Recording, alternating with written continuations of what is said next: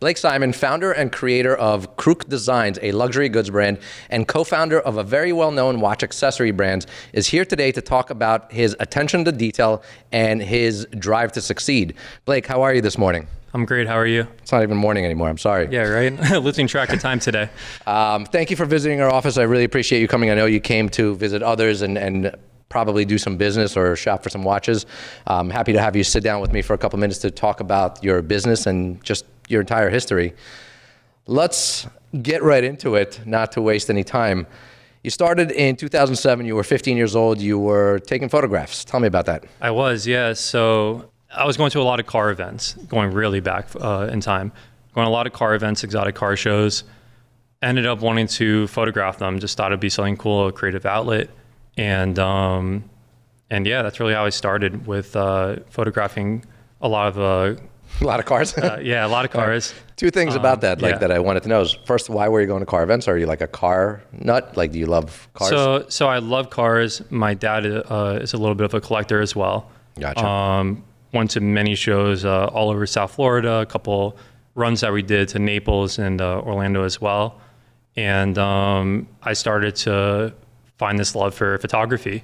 And as I would shoot at these events, I became almost known as the go-to guy for these, a photographer for these events rather. Makes sense. And yeah, that was really my first part of my journey. Do you think just going to these events sparked your love for photography, or did you already have that? Like, did you ever like say, I'm going to be a photographer when I grow up, or like, this is something I love doing?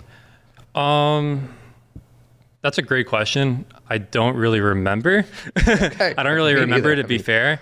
But I just always had this creative, I guess even entrepreneurial spirit in me. And I thought it was a great way to kind of express myself and kind of document these events. So once I picked up the camera and did that, though, I met a lot of car collectors, a lot of people even a little bit in the watch space, and started to, build a name for myself. Was it natural that you were, I guess, talented in this, or did you continuously like try to learn and improve and just, because at a certain point you actually started monetizing your skill of photography. How did that come about? Like for sure. I naturally have like this, I've always naturally had like a vision for everything I'm trying to execute on. And I've noticed that since a very early age, since I was literally 14. Mm-hmm. So, everything is spontaneous, even with car events, but I had a general idea of what I wanted to accomplish with the style of photography that I wanted to do. Mm-hmm. And I even remember back when I was like 14, 15, 16, that it was a great way to kind of learn the business like world a little bit. Sure. Yeah. And tell me about getting paid for photographs, some of the brands you worked with. Yeah, so just a quick story too with that. I remember my first job where I made money was I shot a Ford GT, like a 60s Ford GT, from a guy that went to one of the shows, made $180 and thought that was like the craziest amount of money. And I think that's what also really sparked me into like, okay, like this could be a business. And then shortly after I got the opportunity at Watch You Want, a place 14 years ago, back in high school, did photography for them, and really started diving into to the watch world. That's what really did it for me. I wonder if you would have like kept going with that, if that would have been an amazing business, if you just created a whole conglomerate of like, professional photography for, brands and businesses and small businesses, because we all know how agencies grew in the last 10 years, whether it's SEO or social media or marketing agencies. You could have been like, one of the first guys to do it for the luxury world. For sure. I thought about it. I remember in college, especially because in college, I didn't like the classroom. I was more into how can I get out of this and be an entrepreneur, and like lead by, my vision. Of course. But I definitely saw photography as a stepping stone for where I needed to go. I got you. That's where I was standing with that. Did you graduate college or did you No, I didn't. Same. Yeah, my venture that I had started, my previous one, I started that back in, I know we're gonna get into it. We will. But I started that midway through college, and it got to a point where I had to pick truthfully between college or the business. And you know, when you're getting calls from retailers all over the world in the middle class, and you're seeing celebrities wear your product on TV, I was like, okay, there's something there. Yeah. Do you regret dropping out? Absolutely not. Yeah. For my case. I mean, how about just like from your parents, like hounding you, like, why don't you just go back and just finish like a couple more semesters? Like, So I'm beyond grateful that my dad's an entrepreneur, and my mom is like one of my biggest supports like ever. And because I know a lot of people are unfortunate with that, where, you know, families like you have to finish college and, you know, all that. They just really believed in me and saw that like I'm as hungry as they come, and I'll figure a way to get it, you know, get my job done. So before your previous venture, maybe even before photography, have you ever had like, you know, this is what I want to do when I grow up? Like a certain something, a certain, you know, because I know obviously a lot of parents push you, you know, you should be a doctor, you should be a lawyer, you know, you should be an engineer. Like, do you ever have one of those like positions that you were like, okay, this is what I want to do? So it's interesting. I mean, like, you know, like my dad owns his own business, for instance, and it's in tech, but it just never interests me. And it's a very successful business and all that, but just never interests me. And I didn't know the road that I was going to go on, but I knew that, especially with the photography and being, I always knew I wanted to be around luxury goods. That was a passion. Yeah. I know it's a very broad thing. It's a good industry and a good, you know, 100% product to be around. Totally. And I can say that I wanted to be in luxury goods. I had no clue what avenue that would have been, but I stuck to it. Yeah, I feel like children of entrepreneurs, you know, have the ability to be like, you know what, I don't know what business, but I want to be an entrepreneur. I don't want to work for somebody. You know, whether it's an engineer, I'm going to build my own engineering firm. Like, instead of like, you know, and again, I could be completely wrong. Maybe, you know, children of doctors also think they want to be entrepreneurs, but I feel like it's a lot more likely that children of entrepreneurs see the lifestyle that their parents or, you know, one parent leads, and they want to follow in those footsteps, not knowing exactly what product or what service, but that's what they want to do. Yeah. So it makes perfect sense that you followed the route you did. Let's get into the first, I guess, successful company that you founded in 2014, right? Yep. So you founded a very well-known, very successful watch accessory brand. We're not going to go into detail about it. You're no longer with the company. You moved on, you created your own thing. I just want to know what drove you to, I guess, the watch world. Like, why watch accessories? Yeah. Why not, you know, boots? Why not something else, you know? No, definitely. So, you know, back in high school, getting that first photography job, definitely dipped my toes in what the watch roll was, you know, about. And then afterwards, doing a bit of photography for a different place in Naples, you know, got me even more interested into watches. And as I was in college, my old business partner at the time had a separate business in the leather space, and approached me about combining my knowledge for watches and his knowledge for leather, and forming a company. And I was doing anything I could to get out of the classroom in college. Right. So I was 100% in. Did try to juggle both the business and college for a semester, and it wasn't going too well. So I took a little time off to work on the business. What did you do there on a daily basis? What were you responsible for? In the early stages? Yes. In the early stages, it was definitely both of us. I mean, we didn't have really employees until probably year 2 or 3. Early on, it was, you know, we would do everything from the shipping to getting to retailers, photography, anything you can name. I mean, we really didn't start with. Did you get a taste for design then? Like, were you a part of like the entire design process, or was it just like a product that was, you know, purchased somewhere and sold somewhere else? Yeah, no, it was a true like designer brand, and it is a designer brand, where we had to figure out, you know, you have to figure out if you want a sustainable business, you need to figure out like an X factor, what makes you different. And we came up with a design that wasn't on the market, something new, something fresh, and just sparked a lot of curiosity from people. And Definitely, yeah, that's what did it. It's funny because, you saying that just leads me into your current, venture, which is KRUK Designs, something new, something different, it's your product just screams that. It screams, something different, something new, but based on, I guess, seeing your products, and again, now we're going into 2020, middle of the pandemic, you decided to start KRUK. Tell me about KRUK. Tell me why it's named KRUK and why it's not pronounced KRUK.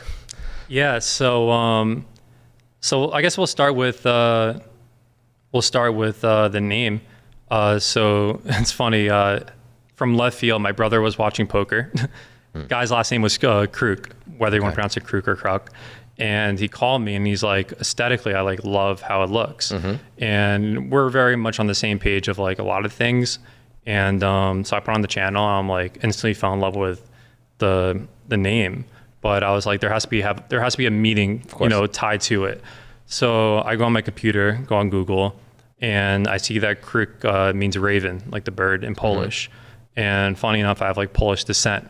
So I was like, okay, that's kind of cool. But I'm like, what's the meaning of, the raven, the bird? And it's all about going from one chapter in life to another. So I was like, this is awesome. Going from my old company to starting something brand new. It checked off every box between that and I've never seen the word before. So that was very cool. And that's how the name became. Why did you decide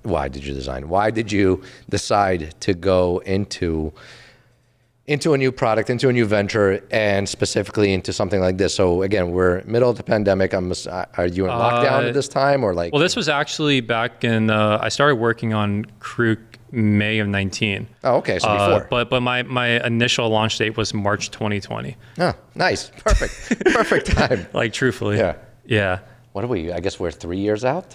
Yeah, we're 2020. Yeah, wow, 3 years since lockdown. That's insane. I can't believe like it flew by. Although those like the first 2 years were like a blur. It's like a black hole in time. Completely.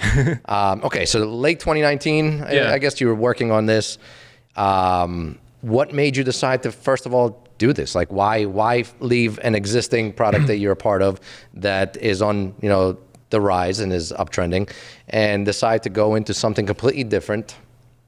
Yeah, really completely different. It's not even in the same realm, although it is still products towards in the luxury goods.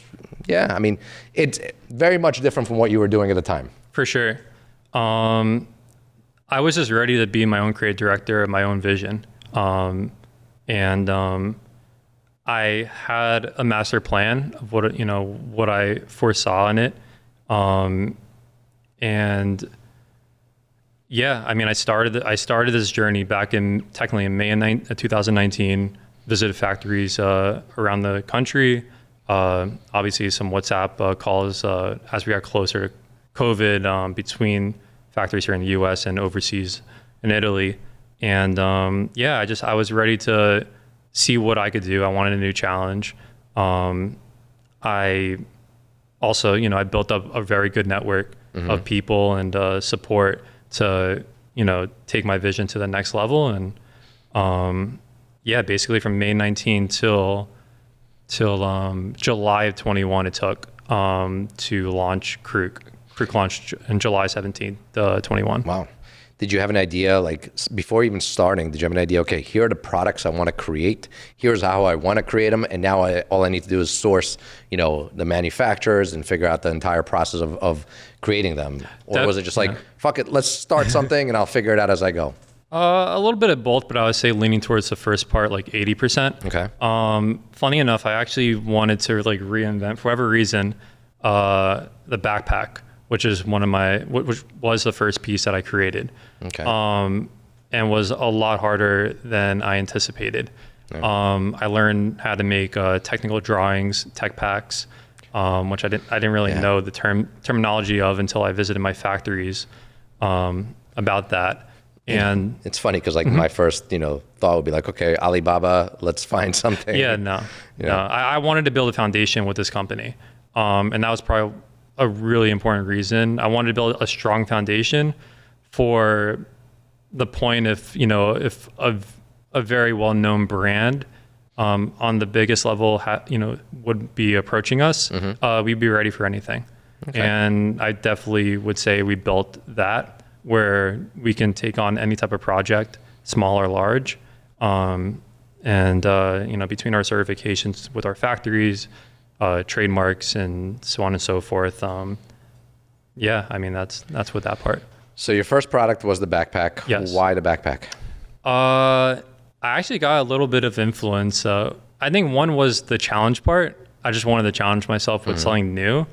And I saw like a need in a way through NBA tunnels. Funny enough, like the players going through the tunnels, they all had the same Louis Vuitton backpack. And I was like, why not maybe try something new? Just a complete challenge. And I always loved the trunk shape from Louis Vuitton. Of course. And I was always curious why they really didn't like do it in a backpack form. They've done it a little bit, but it's a bit more extravagant, a bit more old school. But I wanted to kind of like do my take a little bit on the trunk style. Seems like the trunk style is just a little bit less aerodynamic. Like if you're trying to really run fast. It's an interesting piece. And the first prototypes I made were super heavy because you have to also construct a certain mold to keep this pattern.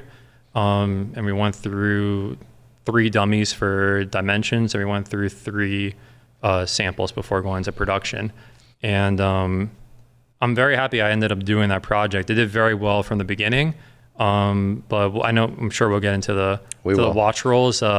Since the watch rolls have released, and people have seen the quality of those, everything else is like catapulted. People are asking about the backpacks, doing a lot of crocodile pieces as well, which I know we're going to get into. We'll get into that as well, yeah. But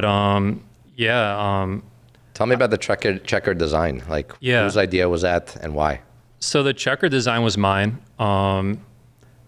It was just something that I was trying to do new, and definitely found, fast forward to about 2 to 2.5 years now, I'm transitioning more into like a more vintage vibe for the company. It's more what I'm interested in. 2.5 years ago, I was more interested into the streetwear, which I like some of this stuff. But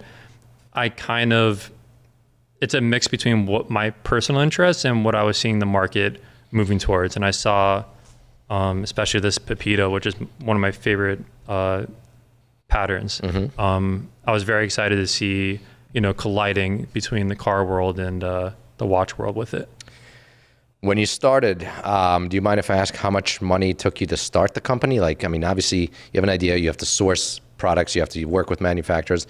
How much does something like this cost to begin? It was quite a bit. I don't know if I want to say the exact amount, but it was in the 6 figures. 6 figures. And this is on a bet. This is you. On a this complete is like bet. Hoping that you succeed. Kind of. The thing with me, and I'm really passionate about this, in my head, even with my previous business, it's sink or swim, and I'm not going to sink. And I just don't put in my head that it's going to, I'm convinced it can't fail. Okay. So, but to answer your question, it was quite a challenge, obviously. So tell me about the entire, manufacturing process, the sourcing process. I want to talk about the Himalayan, and I know that that's a very difficult product to source and work with. Tell me, because again, I want to establish what makes your products different from what's currently available on the market. Obviously, we have other brands like Louis Vuitton, Hermes, Chanel, all these, brands that make. Now, yes, they're probably more targeted towards women, or at least the majority of their products. Yours, for now, is strictly, I guess, men, or is it unisex? Depends on the product. Yeah. Depends on the product. You assume watch rolls are probably more masculine. You Correct. Assume card holders are more masculine. I don't know how many women use. Well, it's funny. I've actually sold a couple of the Himalayans to women as well. Interesting.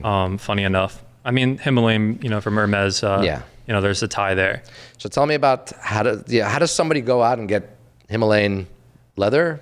What is it called? Exotic leathers is what it goes by. Himalayan crocodile exotic leathers. Very good relationships for many, many years, honestly. I've developed very strong relationships, and I get offered a lot of unique pieces that are really, only offered to big brands or to myself, luckily. And in any business, it's really about relationships. That's how I really got into into that world.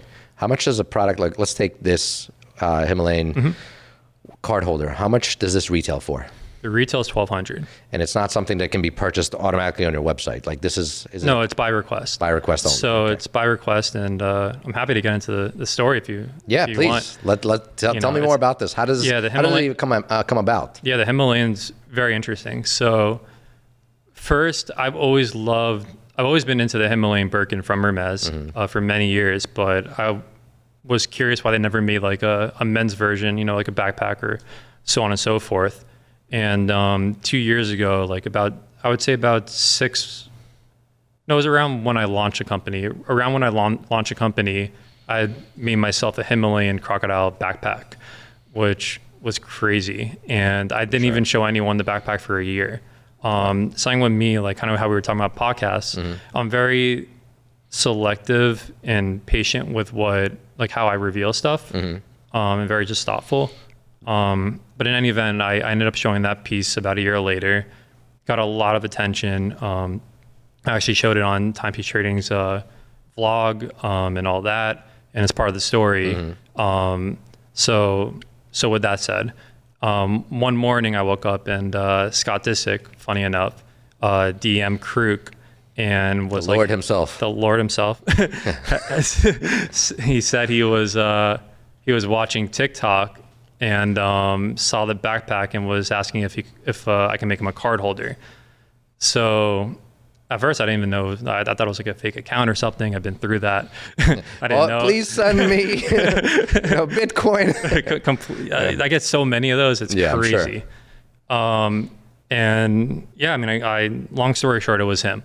So it's very expensive to make these card holders, and especially sourcing the skin and all that different stuff. So I had to figure out, weigh my options of, what angle I wanted to go with this. And basically Tom said, let me source the skin, let me see what I can do. And I'll get back to you. So I slept on it, and I figured I could get like 6 or 7 of these card holders made from one hide. And I was like, okay, like why don't I, hit up really good clients of mine that I think would be really interested in the product, and sell them, those, and I'll figure out what I want to do with Scott, and we'll all be happy. Scott could be transactional, all that in different ways. So the next day I hit up a couple of my clients and sold within, whether it was 24 or 48 hours, within 2 days, like 5 or 6 of them for $1,200 a piece. And gladly wrote to Scott, happy to send you one. Don't worry about it. It's on me. That's awesome. And it took a few months, but he ended up, going with his word. He posted on his page with the card holder, and it's been a great relationship. Since then, he's using the watch roll all the time. We're working on other stuff with him. Cool. Which is super cool. And but it was funny though. I mean, like I ended up like about a week ago told him how successful it's been, but in the beginning he had no clue. Like, I mean, I was sold 5 or 6 of them, and then I was like, okay, let me get another skin. Sold 5 or 6 of them. I'm like, okay, let me try another one. And he kind of like created a business out of nowhere. And that's just one thing I've learned is like. Now, did you have card holders before? Yes. Oh, you did? Okay. Yes, and he probably saw that on the website that we had some out of the Porsche material, some with different graphics, and just plain colors like Tiffany blue, stuff like that. And I mean, the crocodile, it's funny how the world works, because I love crocodile skins from my old company and just from in general, that it was just a match made in heaven to get back into that world and also deal with the Porsche materials. Any thoughts about doing like a collaboration like Disick X, KRUK? I've thought in certain ways of ways we could work. I know he has an apparel company, and I do socks. Funny enough, on a completely separate note. So I don't know, maybe on that angle. The socks are really cool. We've seen them around the office. Like some of the guys have been wearing them, and they're very cool looking socks. I know it's like. I'm a little bit older, so like I don't rock the high socks. I don't know if that's just like an age thing or a personal taste thing. But I was wondering whether Scott's post, helped your business, well, how much did it help your business? Did you see like an instant spike in sales or at least growth as far as social? Like, what did it do for you? So, Instagram isn't what it used to be. So that's that. It's very saturated and all that. And I feel like depending on it really has to be like someone with a crazy engagement. Almost engagement means more than followers. Yeah. Is a thing, nowadays. I saw a spike on the website a little bit. Nothing crazy, but definitely a spike, I would call it. It's way harder to get followers. I didn't get many followers off of that. But it's good to see people going on the website and, buying stuff off of, his influence. Yeah, and also it creates credibility for you. Absolutely. So using these images, as proof that your product is of a quality that's liked by celebrities, or at least influencers, does work. What are you doing to actually grow the brand? How are you trying to get additional awareness for it? How are you trying to get additional sales? I mean, is it mostly, are you using like paid advertising? Are you using influencers? What are you doing to sell more? So I like leading by like organic, even though I know it's very important to do paid, and I'm going to start going back into that world for just a website, and it's important. But I have a lot of connections and just relationships rather in the watch space over a span of, it's crazy, over like 13 years now, that I have a lot of people on my side, and I know I can create great partnerships and people that believe in my vision, and that's kind of part of the reason I came to Philadelphia, or I guess you would say Southampton. What are you doing here? Yeah, but between you guys and another place I visited earlier, but yeah, I mean, the watch world is so small, and I've been using that to my advantage, and in any way that could be mutual for two different brands. So one of your biggest products and most known products is the watch roll. I know that you stress attention to detail. Is it fair to ask you, what does that mean? Yes. So I spent about 1.5 years developing the watch roll, funny enough. I noticed on the market that most of the watch rolls, first and foremost, was more on the conservative side, just like more black, tan, brown. Yeah, they're boring. Very boring, all tonal inside. No hidden, like, nothing hidden, like hidden details inside of the product. Just it wasn't very inspirational. Nothing special, yeah. And I think that's just very important to have when you're building a brand and not just, selling a product. I've been very big just in my head of like, I'm not selling a product, it's selling a whole brand. And every time someone buys one of my products, I truly it makes me want to work even harder. Of course. To make sure that, like in my head, is that their product can almost like appreciate in value. I truly believe that every piece is that important.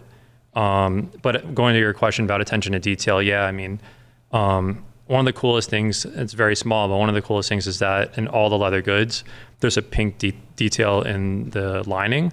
So like the whole entire backpack is pink lambskin that was actually custom made in a specific pink that I wanted in Tuscany at our factory there.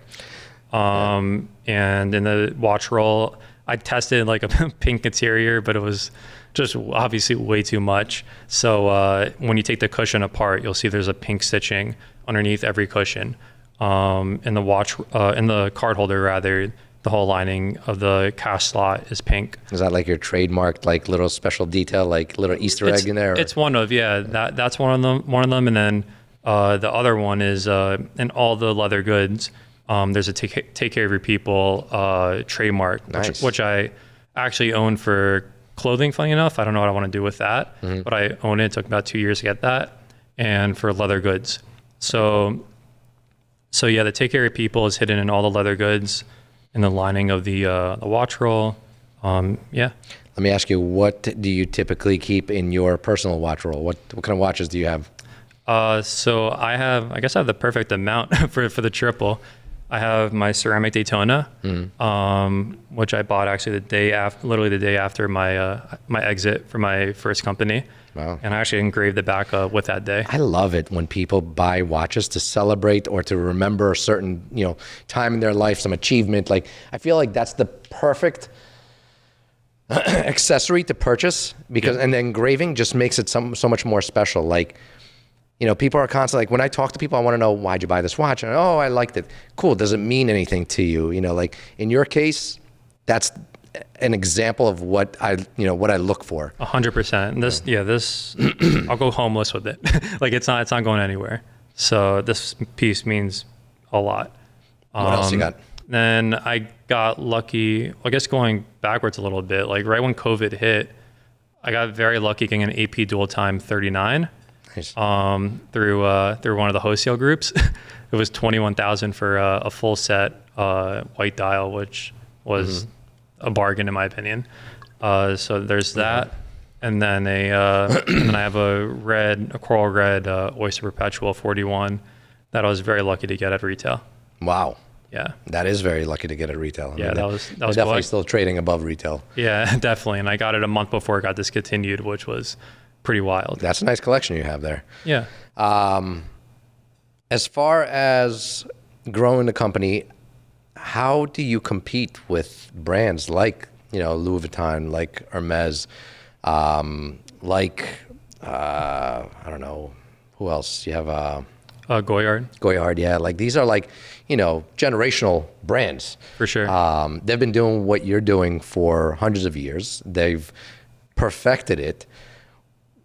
If I was coming to you and saying, why should I buy yours over a Louis Vuitton? What is, what's the sales factor there? Like what makes it more special? There's a couple of things. One is the customer service first and foremost. Like I'm, there for, for whichever case, a customer would need me. I'm more, not more so, but like I'm there to develop like a relationship. Sorry. Yeah, I was going to say like, the first thing that popped in my mind right now as you were saying this was like, the support of like a small business growing in that niche that has not had any big, so like I'm a big fan of like Kith and Ronnie Feig. Like I feel like he is doing something that hasn't really been done by like just independence, just like and that's my inspiration, by the way. Yeah. Okay. That's your Ronnie. I love him. Like I ran into him twice in one day in Miami. Really? And the second time my wife's like, I'm going to go ask him for a picture. And I'm like, no, don't do it. And then she did it. And I have a picture and like, I'm huge supporter of his. Yeah. So I, in my mind, like I'm just thinking like, why would I buy your product? And I'm thinking because I would want to support somebody like yourself rather than supporting a huge conglomerate like LVMH, that doesn't give a shit about the average person. And kind of what you said with like Ronnie, like my biggest thing, like I was saying, like customer service, I had to like think because there's like a million reasons, but honestly, it comes down to community. Yeah.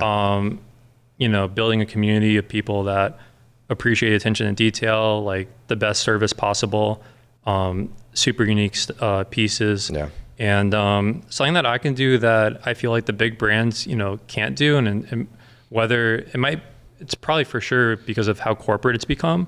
A lot of these companies are now public, LVMH and all that.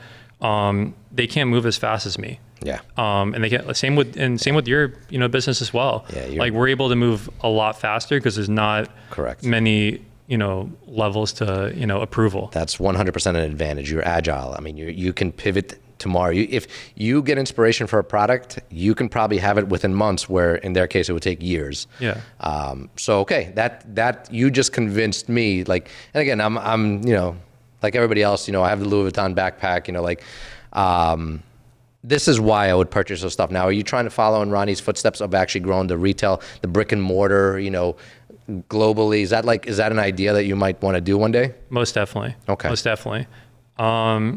I think right now it's more about getting more global like awareness and stuff like that. We're about to bring on a global distributor for Europe and India in the next week, which is very exciting, and going to be working on doing an event possibly in London. Just talked about this literally yesterday with them. Someone very well respected too in the watch space. Awesome. Yeah, I mean the goal is to really expand. I would say retailer wise first, getting people to see the product in person, and then ultimately having a KRUK stores. Yeah, I think you need to like feel and like, hold the product in order to really appreciate its quality.